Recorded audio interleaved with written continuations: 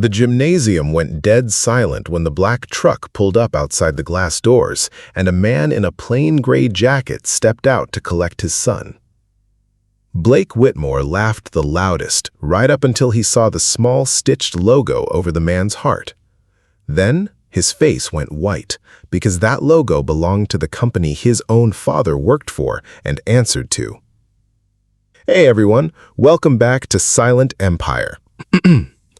If you're new here, we tell true-to-life fictional stories about the people quietly underestimated, the ones who never say who they really are until the moment the truth simply can't stay hidden anymore. Comment below and let us know where you're watching from tonight, and if you like stories like this one, go ahead and subscribe. You won't want to miss how this ends. Ethan Cole had attended Crestwood Preparatory Academy for exactly 1 year. And in that year, he had learned precisely how far a second-hand blazer and a scholarship lanyard could travel before someone decided they knew everything about you. Not far at all, as it turned out. He was 16, tall for his age, but careful about how much space he took up, with dark, watchful eyes and the kind of quiet, contained posture that came from years of being told, gently, by circumstance rather than words, to take up less room. He kept his blazer pressed even though the elbows had gone thin. He never mentioned money. He never mentioned much of anything about his life outside Crestwood's gates. Blake Whitmore had decided within the first week of freshman year that Ethan Cole was exactly the kind of person Crestwood existed to be better than. "Scholarship kid," Blake said one morning in the courtyard, loud enough for the small crowd around him to hear, nodding toward Ethan's worn backpack. "My dad says the school lets in a couple of you every year. Diversity numbers or whatever. Keeps the donors happy." A few of Blake's friends laughed, not all of them comfortably, but enough to keep the moment going. Ethan didn't answer. He had adjusted his backpack strap and kept walking toward first period, jaw tight but face unreadable. "I'm just saying," Blake called after him, grinning. "Must be nice. Free ride. The rest of us actually have to be worth something to be here." Ethan said nothing. He had learned that over the past year, responding to Blake rarely ended the conversation. It only extended it, gave it more air, more audience. Silence, at least, was something Blake couldn't argue with. It became a pattern by October. Blake found small ways to remind Ethan and everyone around him exactly where he believed the social order stood. "You know what's funny?" Blake said once during a group project in economics class, loud enough for the whole table to hear, "is that you're sitting here trying to explain market strategy to me, and your family probably doesn't even have a savings account." The teacher, Mr. Delacroix, glanced over but didn't intervene fast enough. Ethan simply looked down at his notes and kept working, voice level when he finally spoke. "I think the graph needs a second axis for operating margin. It'll make the trend clearer." Blake rolled his eyes, but the group followed Ethan's suggestion anyway, because, annoyingly to Blake, it was usually right. That was the quiet, consistent shape of Ethan's year. He was underestimated constantly, dismissed casually, and somehow, through all of it, he never once raised his voice or asked anyone to see him differently. He simply did the work, kept his head down, and let his results speak in the rare moments anyone was willing to listen. The one teacher who seemed to notice something unusual about him was Miss Alvarez, who taught the entrepreneurship elective Ethan had somehow talked his way into, despite it technically requiring junior standing. "You have a strange amount of instinct for someone your age," she told him once, reviewing a business case study he'd turned in early, analysis sharper and more specific than anything else in the stack. "Where did you learn to read a balance sheet like this?" "Around," Ethan said, with a small, closing smile, and changed the subject. Miss Alvarez let it go, the way most people did with Ethan. His smiles had a way of quietly ending conversations before they became something he'd have to explain. By November, Blake had escalated from comments to something a little more organized. He convinced a handful of classmates to start a mock GoFundMe as a joke, a cruel, semi-anonymous page titled "Help Ethan Afford Real Shoes." And though it was taken down within a day after a teacher caught wind of it, the damage of the laughter that had circulated before that happened wasn't so easily removed. Ethan found out about it secondhand in the hallway from a classmate who thought he already knew. He didn't react the way people expected. He didn't cry, didn't yell, didn't storm into the principal's office demanding justice. He simply closed his locker a little quieter than usual and went to class. "You could report it," Miss Alvarez told him gently after hearing what had happened. "The school takes that kind of thing seriously." "It'll pass. Things like that usually do if you don't give them anywhere to land." He had learned, a long time ago, that dignity didn't need an audience. It only needed to survive the day. The first real crack came in mid-January during Crestwood's annual regional business case competition, an event the school took seriously enough to invite actual industry judges, including a rotating handful of executives from companies with ties to Crestwood's donor board. Teams of 4 were assigned a real, anonymized business problem to solve under time pressure, and presentations would be judged live. Blake, naturally, was placed on the school's top team, flanked by 2 of his friends, and, due to a scheduling quirk in Miss Alvarez's roster, Ethan. "Great," Blake muttered when the teams were posted. "Guess we're carrying dead weight this year." The case, when it was revealed, involved a mid-sized manufacturing company facing a sudden supply chain disruption and a decision about whether to restructure operations or pursue outside investment to stay afloat. Most students dove straight for spreadsheets and generic strategy language. Ethan read the case twice, quietly, then began asking questions nobody else at the table had thought to ask. "This isn't really about the supply chain. Look at the debt structure in Section 3. Their real problem is a covenant violation risk if the disruption drags past one more quarter. If they restructure operations without addressing that first, they're still in trouble in 90 days. Blake glanced over, skeptical. "This is a case study for a high school competition. It's not that deep." "It kind of is," Ethan said simply, and began sketching out a solution that involved renegotiating covenant terms before touching a single operational lever, a level of specificity that made even the other 2 teammates go quiet.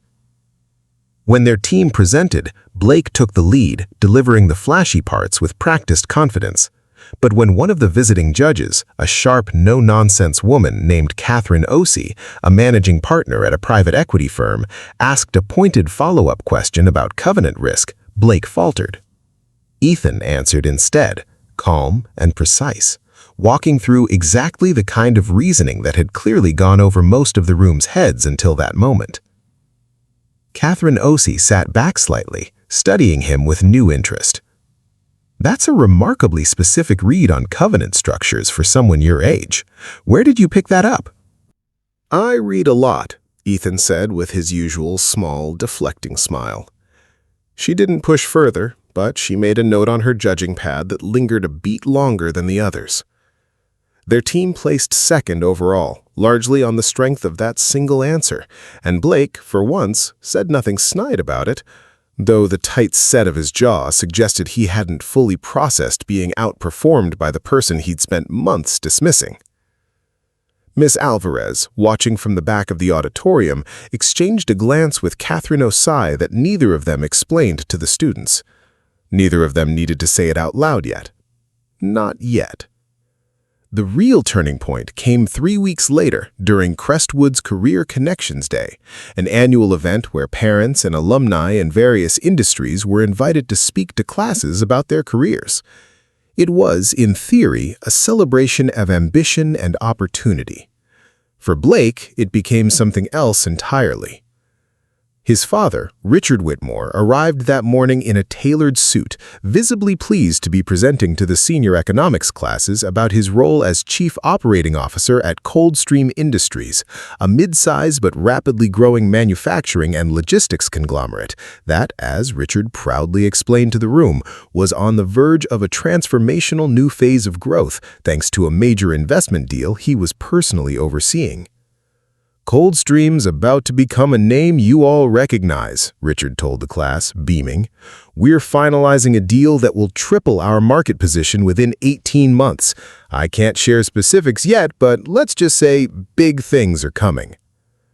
Blake sat a little taller during his father's presentation, occasionally glancing at Ethan with the particular satisfaction of someone reminding a rival exactly where the power in the room truly sat. After the presentation, as students filed out and parents mingled near the school's front entrance, a plain black truck pulled up outside the glass doors. Not a chauffeured car, not anything flashy, just a well-worn work truck that looked entirely out of place among the luxury vehicles lining the pickup lane. A man stepped out, mid-40s, quiet presence, wearing simple jeans and a plain gray jacket with a small embroidered logo over the left side of the chest. Understated. Easy to miss unless you knew exactly what you were looking at. "Dad's here," Ethan said quietly to Ms. Alvarez, who was walking him out after a brief after-school meeting about an upcoming assignment. Blake, still lingering near the entrance with his friends, glanced over out of habit, the same casual, dismissive glance he always gave Ethan's world, and then froze entirely, his eyes locked on the small logo stitched into his own father's company badge. The same logo his father had spent the last hour bragging about to an entire classroom. Coldstream Industries. "That's," Blake started, voice suddenly unsteady. "That's the Coldstream logo. Why is your dad wearing a Coldstream jacket?" Ethan glanced down at his dad's jacket like he'd genuinely forgotten it was even notable. "Because it's his company," he said simply. "He founded it 11 years ago." The color drained from Blake's face so fast it was almost comical, if the moment hadn't been so utterly serious. "Founded it," Blake repeated, voice barely above a whisper. "You mean your dad works there?" "I mean he's the CEO," Ethan said. "Daniel Cole. He usually keeps a low profile. It's kind of his thing." Richard Whitmore, still lingering near the entrance, shaking hands with other parents, turned at the sound of that name, his easy, confident smile faltering the instant he saw the man in the gray jacket standing calmly by the truck. "Mr. Cole," Richard said, voice suddenly several degrees less certain than it had been in the classroom 20 minutes earlier. I didn't realize your son attended Crestwood." "Neither did I that yours did," Daniel Cole said evenly, his tone giving away absolutely nothing. "Small world." The silence that followed lasted just long enough for everyone standing nearby to understand that something significant had just shifted, though none of them, not even Blake, fully understood yet just how much. By the following Monday, the story had rippled through Crestwood the way stories do at a school full of people used to power moving quietly. Principal Denholm called Daniel Cole and Ethan into her office, along with Miss Alvarez, her expression carefully neutral in the particular way school administrators managed when a major donor's family was suddenly involved in a delicate situation. "There have been some concerns raised," Principal Denholm said carefully, "about whether Ethan's scholarship application fully disclosed his family's financial circumstances. Given what's come to light about his father's position at Coldstream, the board may need to review his eligibility for the program." "With respect," Miss Alvarez said sharply, before Daniel could respond, "Ethan's scholarship application was filled out entirely truthfully using our family's actual reported income for the relevant fiscal year, which was legitimately low during a period when Daniel had reinvested nearly everything back into the company during a difficult expansion phase. That's not deception. That's how founders build companies." Daniel nodded, calm but firm. "I made a choice when Ethan started here not to let his experience be shaped by what I do for a living. I didn't falsify anything on his application. I simply didn't advertise myself because I didn't want him treated differently for something that isn't his accomplishment to claim." Principal Denholm hesitated. "Even so, Some parents on the board are uncomfortable with the optics. A CEO's son receiving need-based aid? Then perhaps, came a new voice from the doorway, calm and unmistakably authoritative. The board should focus less on optics and more on why a company's CEO chose humility over privilege for his own child, instead of treating that choice as some kind of scandal. Catherine Osai stepped into the room, having apparently been waiting just outside, folder in hand. I sit on Crestwood's Donor Advisory Committee, in addition to my work reviewing Coldstream's financials as part of a potential investment. I'd be very careful about how this situation gets characterized, Principal Denholm, especially given what my due diligence has recently uncovered about a certain other parent's conduct. The room went very still. What conduct? Daniel asked, glancing at her sharply. Catherine's expression hardened.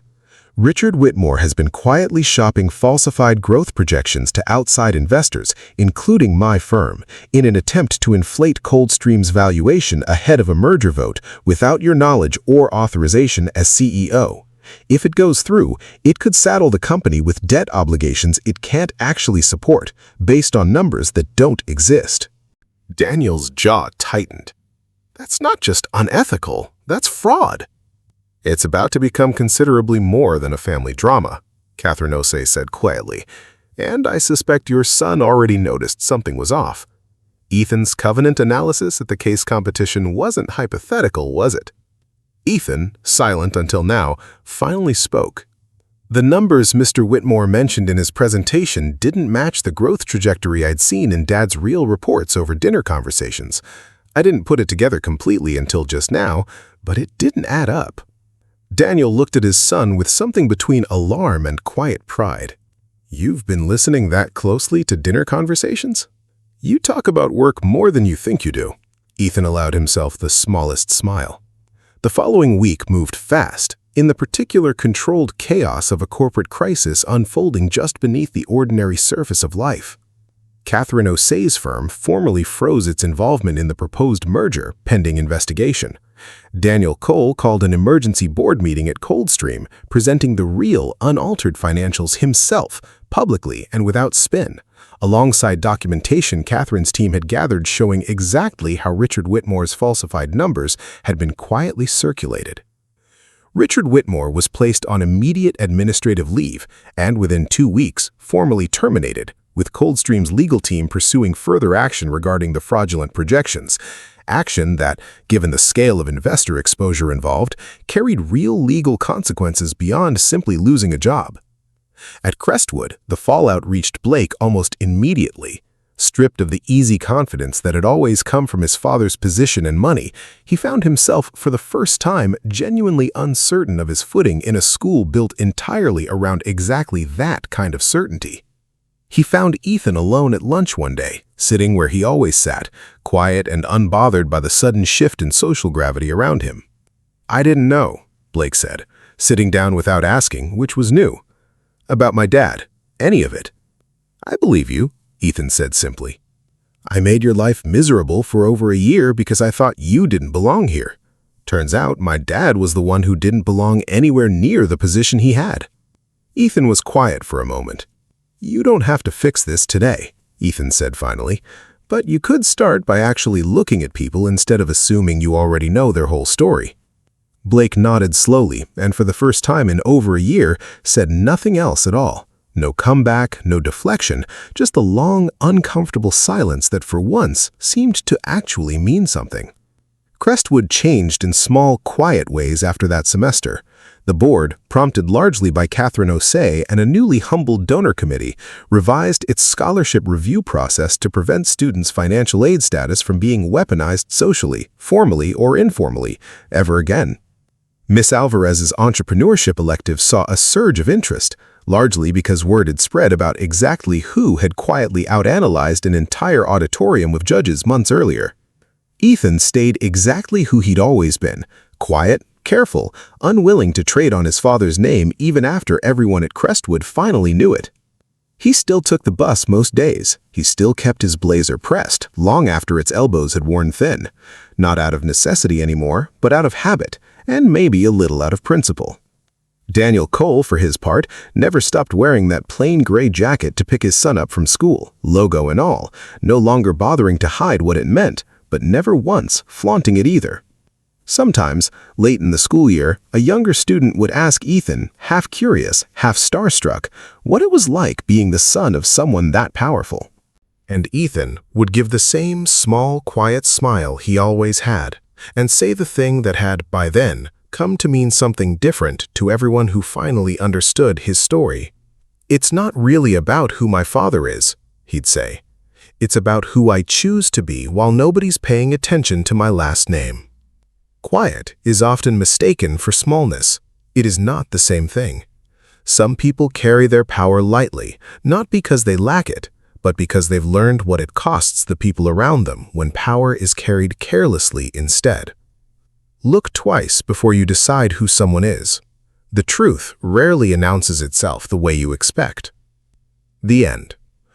This story is fictional and created for entertainment purposes only.